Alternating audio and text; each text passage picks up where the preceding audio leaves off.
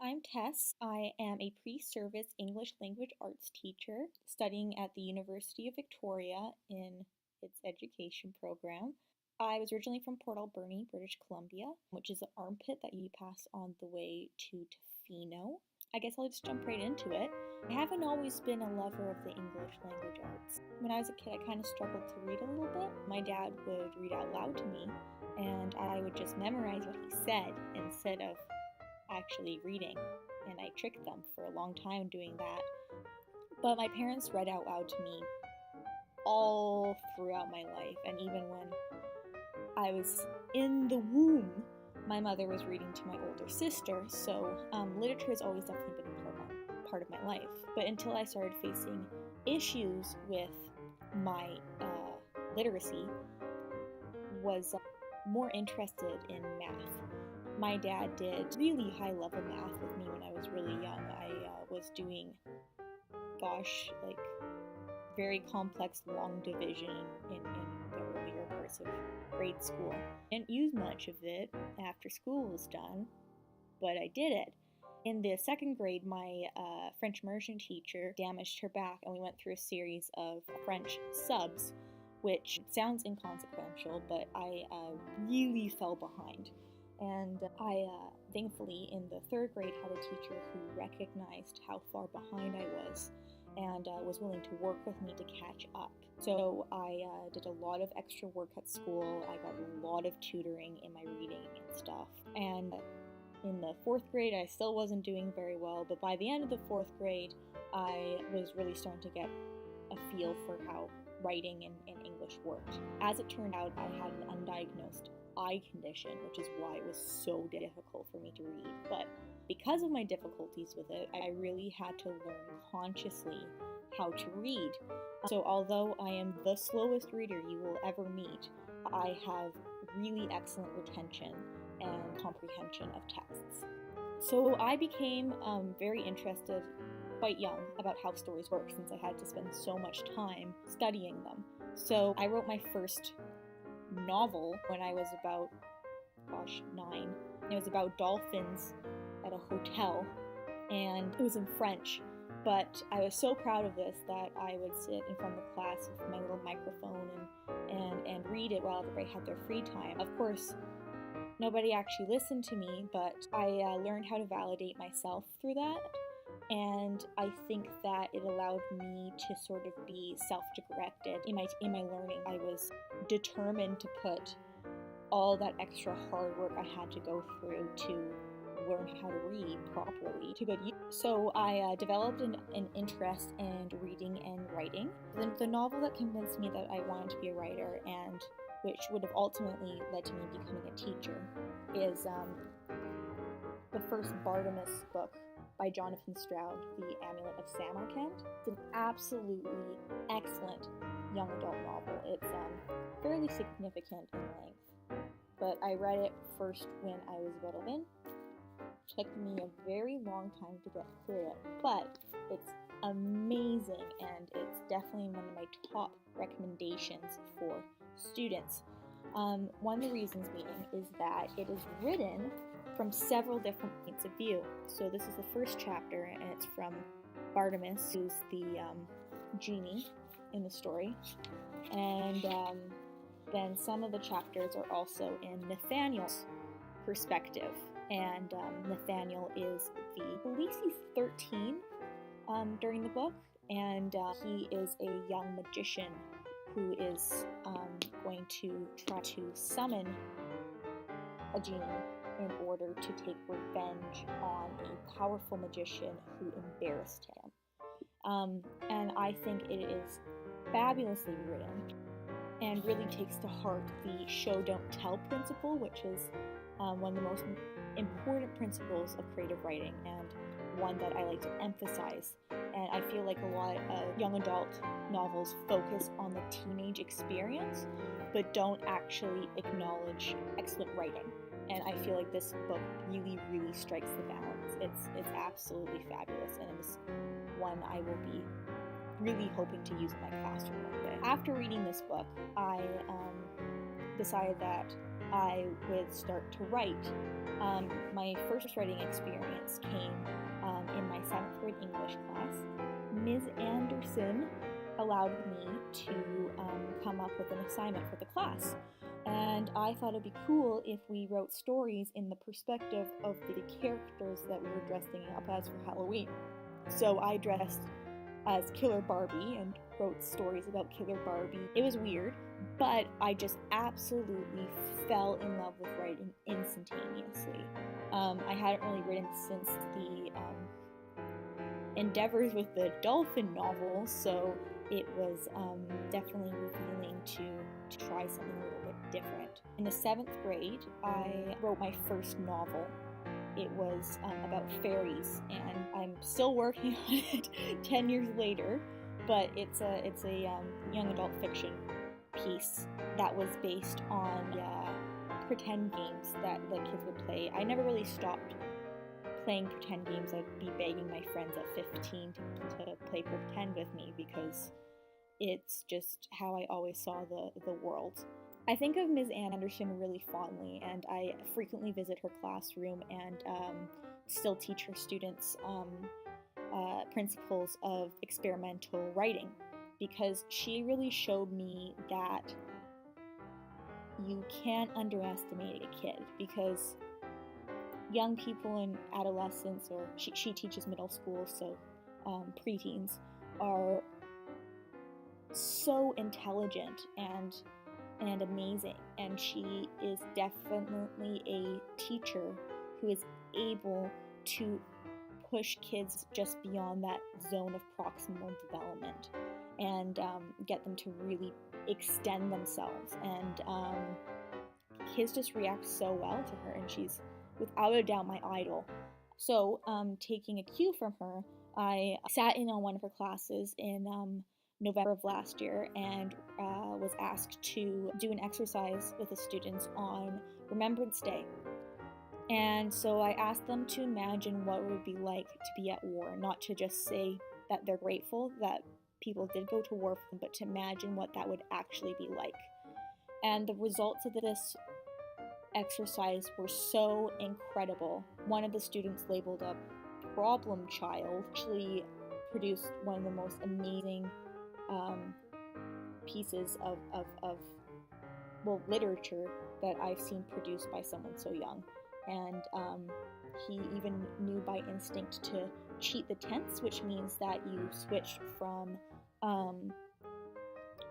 past tense into present tense in order to show how intense the experience is for the narrator. It suggests that the narrator is kind of moving back into their mind and reliving that experience. So it really, really showed PTSD. And this kid who's never experienced, I hope, PTSD, was able to empathize. And I'll never forget that, just how incredible an experience was to share in that.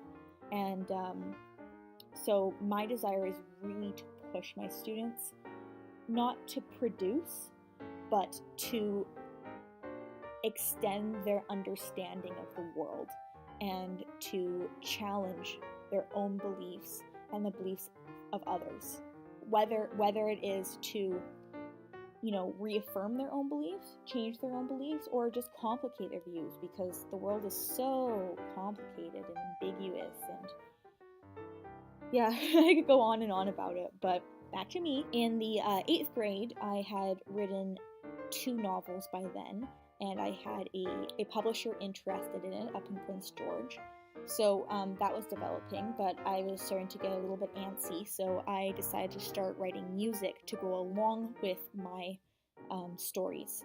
So by expressing stories through music, I was beginning to apply multi-literate strategies, which really deepened my understanding of what narrative is, because it's not just storytelling as we think of it as. The experience of music just changes it so much. So I wrote a piece for concert band that accompanied my novel, and we performed it at a concert. And in retrospect, was it a very good song? No, it was not. But I was 13. It was my first try, and I didn't do half bad. And I became really super interested in writing music and thinking about music in terms of narrative and what sorts of scenes did I imagine as I wrote these songs, and what did it take for a song to feel right and to feel finished.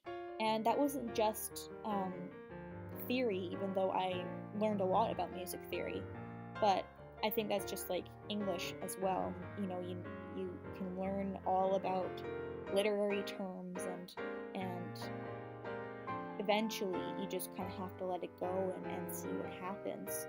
So when I got to high school, concert band didn't seem so shiny anymore, so I switched over to jazz band, and I started composing jazz tunes, and I wrote for a 7-piece jazz ensemble, and I wrote 3 songs a year, a swing, a ballad, and another, every year for all 4 years of high school. Some of them were better than others, but one of them actually won an award for UVic.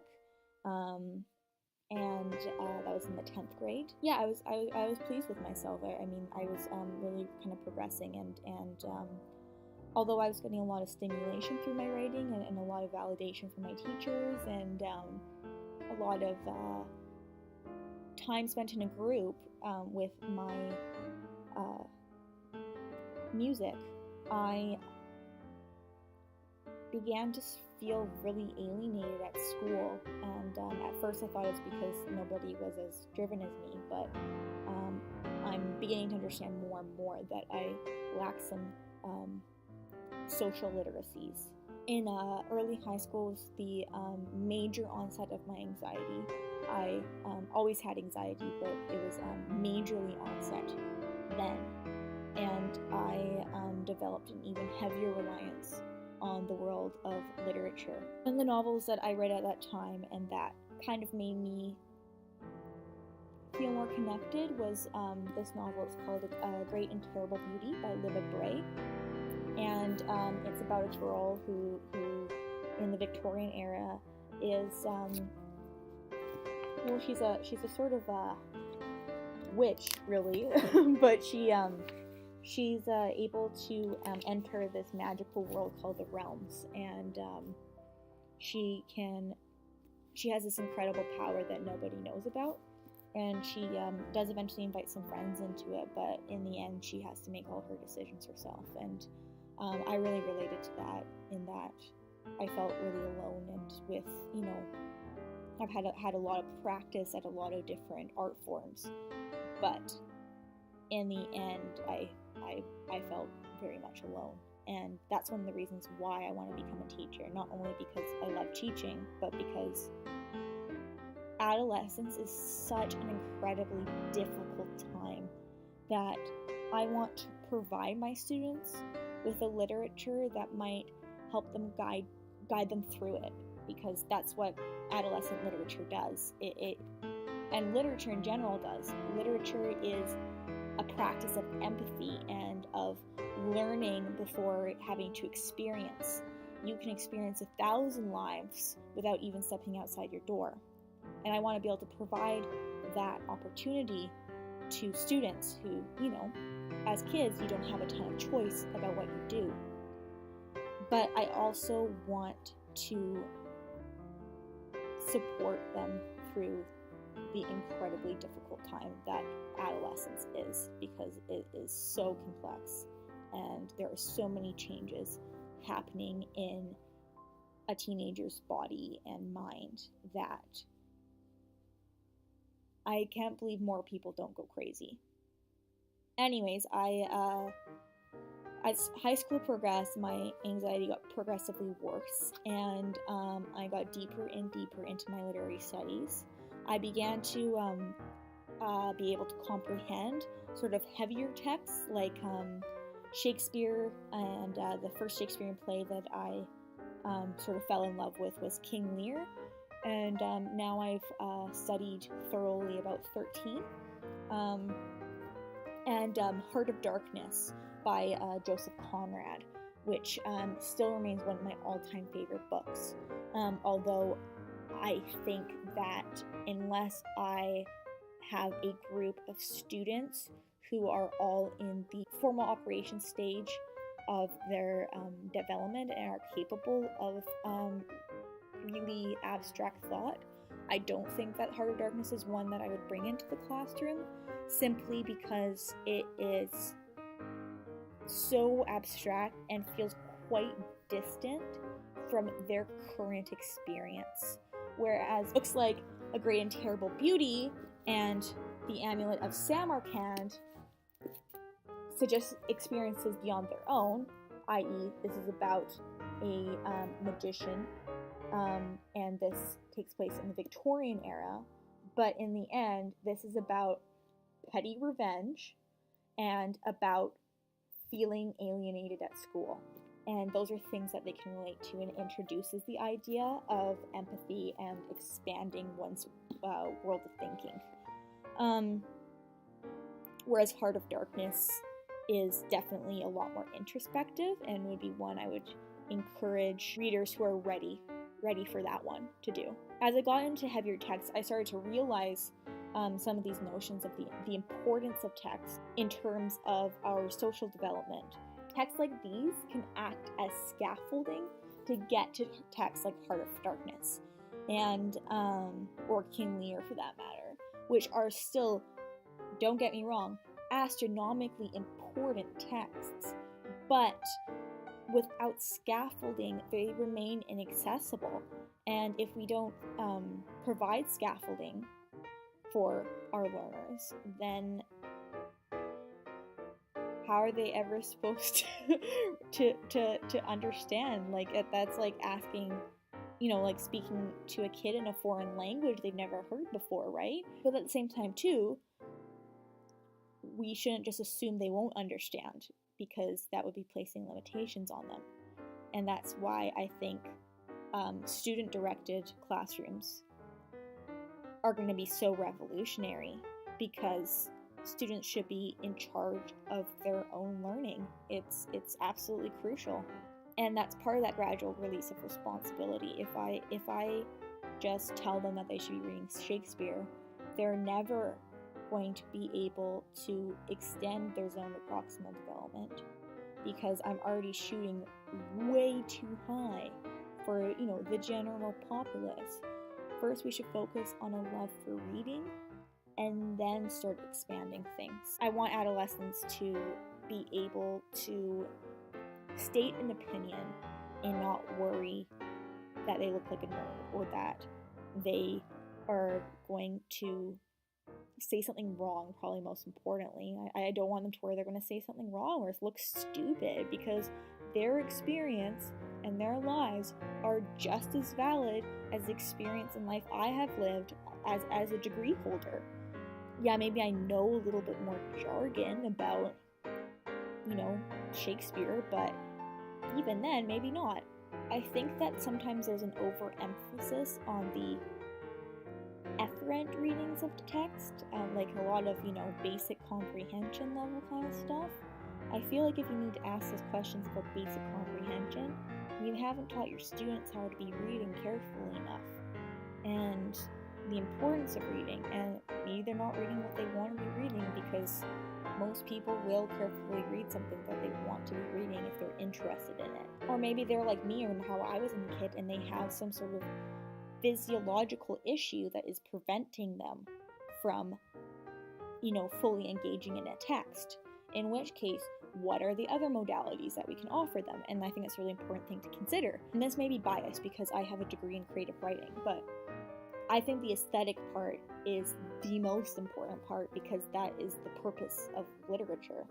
And whatever a student gets out of a literary text is completely valid in my view. So I'd really like to encourage students to explore that and to challenge things.